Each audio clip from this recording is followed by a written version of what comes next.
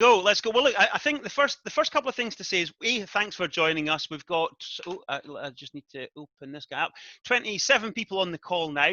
So everyone's been excited to have a bit of a chat with you. I guess on behalf of my client community, I want to say firstly, thank you as well for what you've done through lockdown. So the Survive and Thrive series that you put together, the 10x stuff as well that you've shared. Again, the leadership and the abundance that you've given has been excellent. So I think, on behalf of everyone, we really appreciate what you've done. Welcome. In terms of the kind of how this will go, I'm going to ask a couple of quick questions to kind of kick us off, and then I'll probably just pull people off of mute, and they've got a few questions to ask you. And if you're okay with that kind of format, it would be great just to hear your thoughts against those questions. Is that okay? For sure. Yeah, happy to go. Excellent. Okay, cool. So I guess first question is, obviously you've been doing some good drive time videos, and one of the most recent ones that I saw was this idea of, how do you make this still your best year yet, despite the fact that we've gone through this phase. So can you maybe just talk a little bit more about that and where your thinking is in terms of how we switch our mindsets to, get out of the negative and into that growth phase and still make it our best year yet?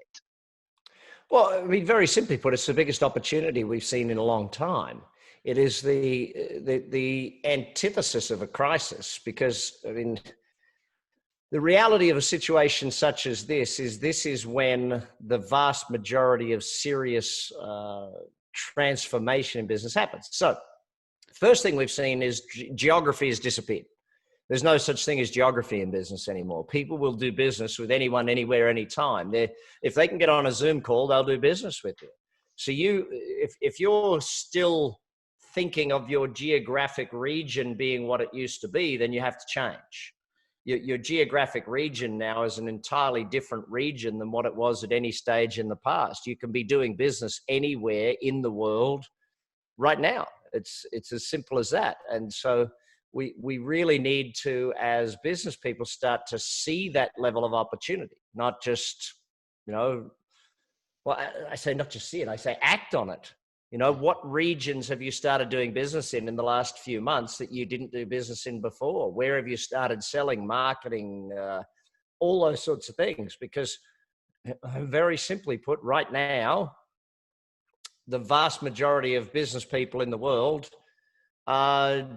geography doesn't really matter anymore. So I think that that's an important aspect behind that.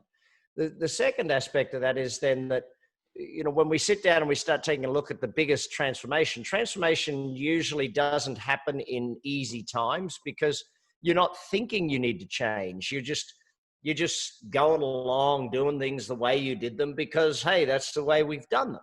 Now, transformation time comes and everyone's like, well, gee, what do we need to change right now? What do we need to do differently? And boom, all of a sudden, cost structures are entirely different to what they used to be. I was sitting with a client just the other day, and literally they've gone from, so their average retail store, so they've run their retail stores, and they have about 1,000 of them. They've run their retail stores with 8 staff in every store forever and ever, amen. They've always had 8 staff, and every time they open a new store, they open it with 8 staff. Well, guess what? They're now running it with 3 staff. And they're like, well, we never thought we could do that. But due to COVID, they're like, well, social distancing, we can't have 8 people in the store. How do we run this differently? How do we run it with 4? And when they went to look for 4, magically they worked out, hang on, we don't even need 4. We only need 3. Do you know what I mean? It's like you've got to challenge. It's that old, sacred cows thing, I guess, is what happens and what gets challenged in environments like this. We challenge every single thing. And if you haven't challenged everything and every way you do business and every cost center right now, then start challenging it. The old thing of if it ain't broke, don't fix it is not the right time to be in that mode. And the other thing is, customers are more willing to change right now the way they do business with you than they've ever been.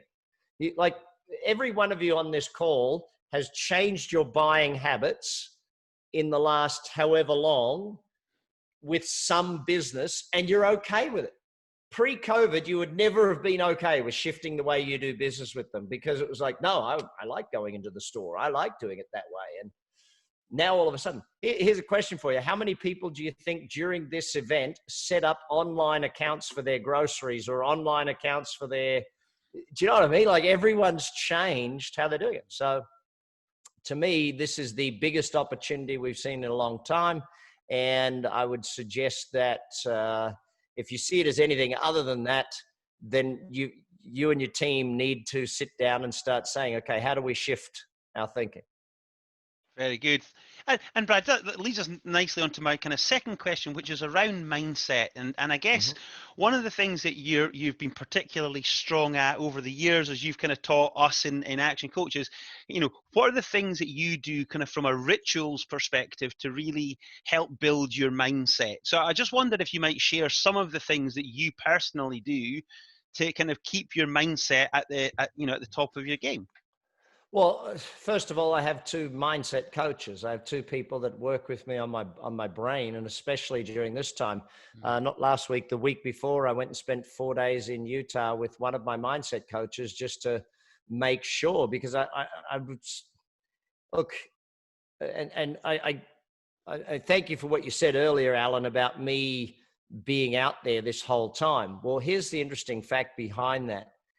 The level of energy and responsibility that was taken on during that time. Like, for me, being on these calls 8 to 10 hours a day for 3 straight months meant personally I was drained. And so I needed a refill. Now, I speak with each counselor, each coach, counselor, whatever you want to call them.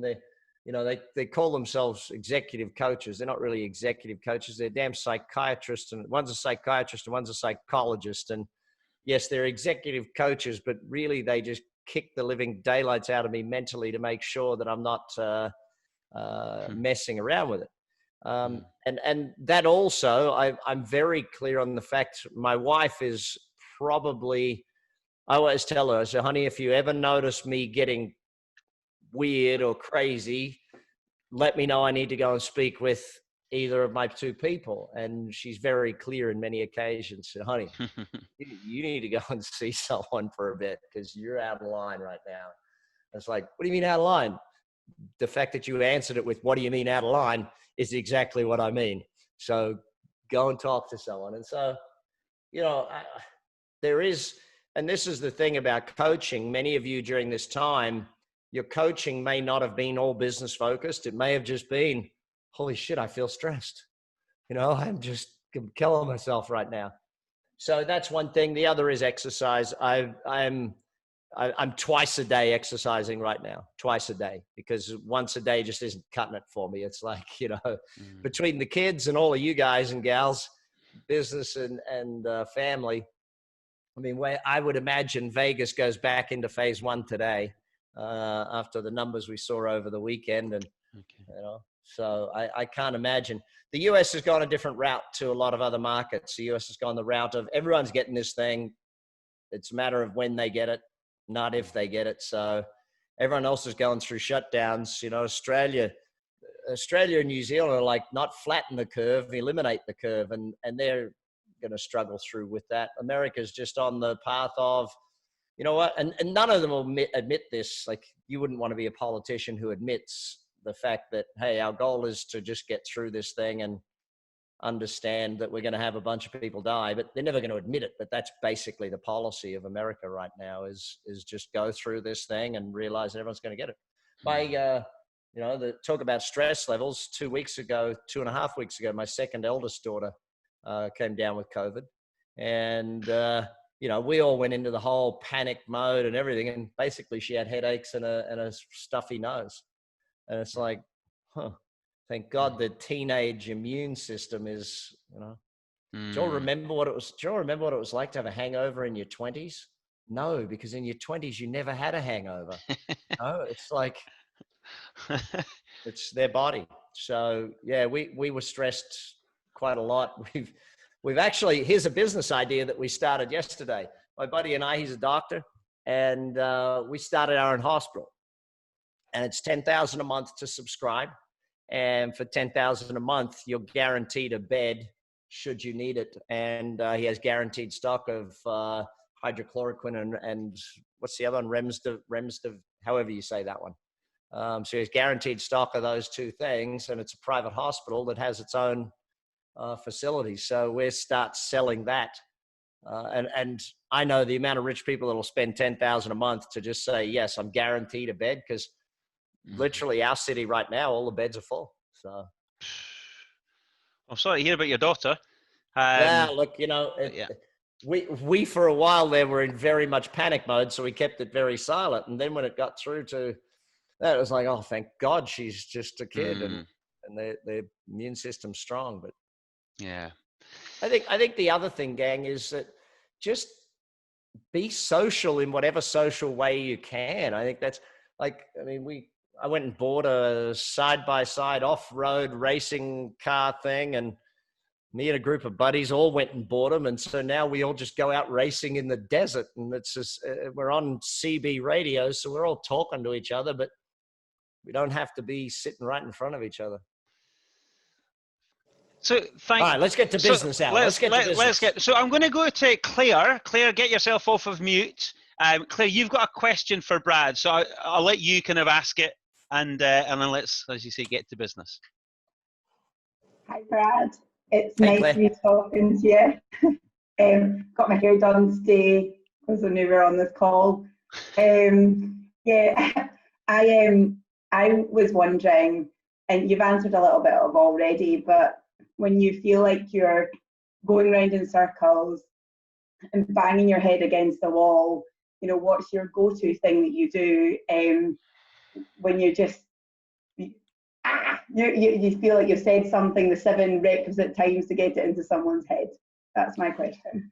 Yeah, look, the reality of any negative situation such as that, or any mentally negative situation, is that you're looking at it in the wrong direction. So change directions. Did anyone ever read De Bono's hats theory, where you have multiple methodologies? If you go through, Alan, have you put the team on 30X Life yet? Because 30X Life is in the system now. So put the team on 30X Life. Yeah. In the problem solving section there, Claire, I actually went through 3 different methodologies of problem solving like that. And De Bono is one of those, where you've got to look at it from multiple different angles. And I think that a lot of the time we approach the same problem with the same mindset, and we wonder why we've got the same problem still. So it's often mindset or angle. That's why getting someone else's opinion on it, because they approach it from a different angle. It's always going to be the case. So just think of it like with your kids. I mean, if you try and get your kids to do the same thing the same way every single day, all you're going to end up with is you're crazy, they're crazy. So okay. Thank you. Ali, where are you, Ali? I can't see you. Ali Holmes-Kirk, you've got a question. You were first to ask it, so come on off, mate. Yeah, folks, how are we all doing? Good. Got it. No camera, got it. Cool. Brad, good to see you. Good to not see you. Well, I asked not to put it on video because I've got several members of the family in, but hey, Okay, good. All right. Hey, everybody. Hey, very good. They're all acting shy for some reason. Anyhow, my question was actually, it's much more mundane than that. Assuming this is just like another crisis like any other. Mm-hmm. What would you say is or are the most important KPIs in business during periods like we are in with COVID? Because you know how you're changing direction, but it's almost like you've got to have your eye on something else in case you crash the back of the car, yeah? Yeah, look, to be really blunt, the KPIs change and shift on a weekly, monthly basis during times like this. You've got to keep shifting KPIs, because what was important week 1 of this thing, the KPI was making sure everyone could have a computer. Do you know what I mean? They were at their home office and had a computer and a camera and all of that sort of stuff. The KPIs today are entirely different to that. We're getting close to back to normal KPIs, but each month we're still shifting them. In some cases, each week we're still shifting them. So You know, we measure 6 items per day per team member, and that's basically what we've always done. And they report it in every day with their sheet of what they got to do tomorrow. So they got to give me their scores for today and their sheet for tomorrow every single day. I've changed the KPIs with all of my executive teams, some of them on a weekly basis. So it's like, if I find myself asking a question about something, then I shouldn't be asking that question. There needs to be a number that is associated with that. So, but during this time, 2 things that we've asked every team member every single day. Number 1, how you're doing with the culture, and number 2, how you're feeling emotionally. So we've had a rate yourself on 1 to 10 emotionally today for every team member during the whole thing, because that's important. Those who are still working from home, so we're at about 1/3 in our main business, about 1/3 of people still working from home. So we're still doing psychological checkups on them. HR is still calling them every week and doing the psychology checkups. But yeah, other than that, buddy, it's one of those things. Just keep shifting them, because they're going to need to keep shifting. There's nothing, they're not going to be the same. Cool. Thank you. And Brad, you might have already answered this question, but Nick Lane, do you want to just come off and ask your question that you popped to me on WhatsApp? Yeah. Hi, Brad. Yeah, it's sort of similar to Ali's question in a way. If there was times like this where we're running around trying to deal with so many things all at once, everything shifted. If there was one aspect of a business that you could focus on, that you had time to focus on, what would you choose as the one aspect that would? My people. My people. Make sure my people are productive. And productivity can come from psychology. Productivity can come from just having the right tools available to do their job, making sure that my people are capable of doing their job. You know, and that's because, and it would be different, Nick, if I was in a 1-person or 2-person type business. If I was in a 1 or 2-person business, it would be cash flow would be the number one thing I'd be focused in on. But because my team create the cash flow for me, I've got to focus on them to make sure they're mentally right in order to do their job every single day.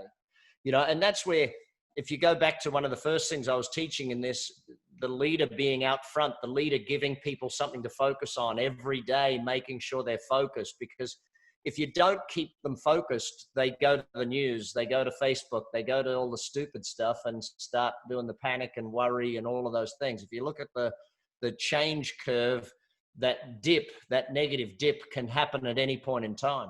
I'm still concerned with those who are working from home, because those who are working from home are still in isolation. And there's a couple of them on, like my chief legal officer, she's going to work from home for the rest of her entire life. Because like for her, previous sickness stuff, you don't want her anywhere near anyone. And B, she's a very tough individual. Let's just put it that way. And having her work from home, she's been so nice to everybody. It's like she's such a nice person when she works from home. It's like, you are perfectly good at home for the rest of your life. We will be okay with you doing that, you know? So, but yeah, watch your people, keep your people on track, because they're either going to make or break you in this time. And remember, you are one of your people. So we literally at the start of this made everybody take a half-day PTO, half-day personal day every week.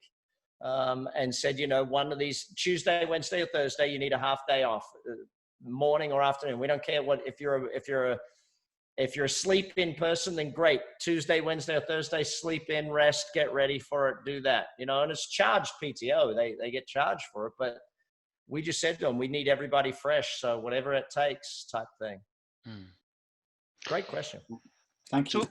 So we've got quite a few questions still to go. So I'm going to do it this way. Craig Letton, if you want to come off and ask your question, I'm going to go you, then I'm going to go to Val, then Wayne, and then Ian, because that's pretty much the order they came in on. So again, get ready for your questions. So Craig, just ask your question, my friend. Just a quick one. So we've had to make some job cuts as a result of COVID. and those should be finishing up this week. I wondered if you had any advice on re-engaging and motivating the rest of the team once this is finished. Yeah, so if I had you prior to that, I would have said job cuts, do them all on the same day. Because the reality of it is that psychology of job cuts is worse than the actual job cuts. You don't want people sitting around waiting, thinking, am I next? Am I next? You need to announce it's done, it's finished, it's over. We're now moving forward. Everybody is here. You're here for a reason. We want you here. You're here to stay. Unless you want to leave, we want you here. So let's get moving. Let's get on with it. Here's the focus. Here's what we need to do. Just remember, keep people focused on something.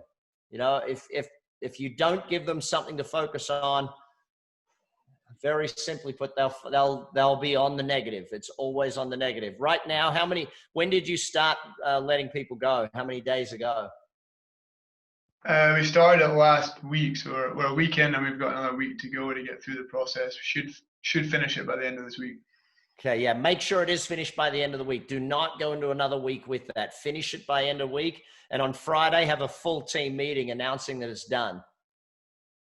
Full team. Get them all on, get it done, and just let them go to the weekend. Like even do the meeting at, say, 3 o'clock on Friday and just finish.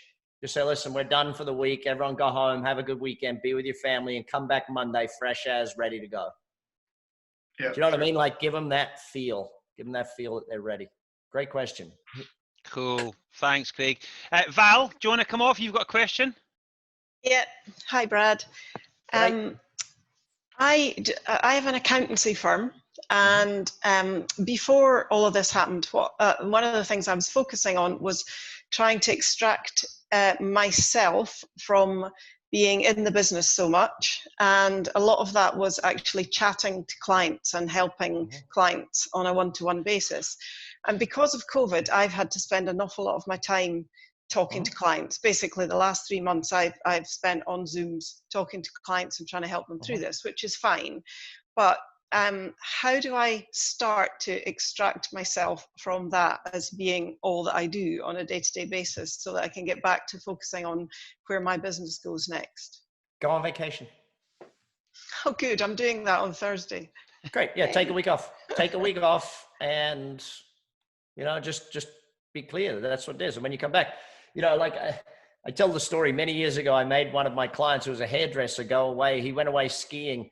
And I told him, when you come back, you have to have broken your arm. And he's like, what do you mean I have to break my arm? I said, you don't actually have to break it. Yeah, you don't actually have to break it, but you have to go to a doctor friend of yours and get a cast put on so you can't cut hair when you come back. And okay, so I need to hurt my tongue then. Yeah, well, you know, very simply put, though, you've got to make the decision right now. It's you believing that they need you right now. They don't need you now. They've gotten through this. Let them go. Let the team step up. Let the team take control of it. You know, a lot of the time for us, it's, you know, for me, I took a few weeks off to make sure just my team can do this stuff. I said, I'm done. You got it. It's your job. Go for it and do that stuff, just because you just have to get out of their way. Too often for me, especially in the early days, it was just about me wanting to be needed, not about them actually needing me. There you go, Val. Okay, thank you. Enjoy your holiday. Thank you. All right. Make it longer, Val. Make it longer. Okay. Wayne, what's your question, my friend? Hi, Brad. Mine's just kind of similar to what's already been asked, so it's already kind of been touched on. It was where does it feel that we should be focusing, like our energy, business terms coming out of the pandemic? Okay. Also mentioned. Yeah, look, you know, ultimately, the thing is, if I can be really blunt, the thing is to come out of this stronger, to see this as a growth opportunity. It's like, you know, this was just a growth thing. This was just a way to grow. And even more blunt than this, and I hope the US gets its act together at some point, but financially the US has its act together. I mean, the stock market is still only down by 20 odd points, and that, for us to be in an economic downturn and be down 20 odd points is crazy. But I would just say, you know, whatever you did before to keep your mindset and your health, do twice as much of that. You know, whatever you did for that stuff before, do it twice as much. What was the old saying? The Dalai Lama said it. If you can't invest 20 minutes a day meditating, you should invest an hour a day meditating. You know, it's that sort of thing of just got to do it. And I think a big part right now is planning, but don't try and plan. Long-term stuff isn't as valuable in this point in time. Being a long-term thinker right now, it's like, where do you want to be in 5 years? Dude, I want to know where I'm going to be in 5 days. Shut up about 5 years. I'm not thinking about 5 years from now. Like a 90-day plan seems like a damn long time right now. It's like, where are we going to be in 90 days? I don't know. You know, that's what the team was asking me the other day. Am I going to come to England in October for events? No, I'm not. You know how I know that? Because people won't be ready. You know, and as much as we want people to be ready for these things, there's a very large concert promoter who came out with an article 2 days ago who said, I don't think we'll see concerts till 2022. He's like, it's just, I don't think people will be ready. But that being said, Vegas is full. Why? Because 20 to 30% of the population are just done. They're just done. They're just like, I don't care, I'm going. You know, and even more stupid, I don't care, I'm rioting. You know, it's like, okay, off you go. Go do your stupid. Brad, you touched on kind of the where the economy is just now. We've got one question, Ian Pilbeam. Do you want to? It's quite a related question actually, so it's nice link in. Go for it, Ian. Well, I can't let Val's question go first though. So I had the same problem as Val. So your answer's right, Brad, because I did that 3 weeks ago and broke my elbow, and I've not answered a phone call since. So you were right. It's amazing. It's amazing how when you have, it's the have to thing. You know, if we believe we're needed, we keep going in. Once we can't go in, it's amazing how good our people are and what they find a way to do.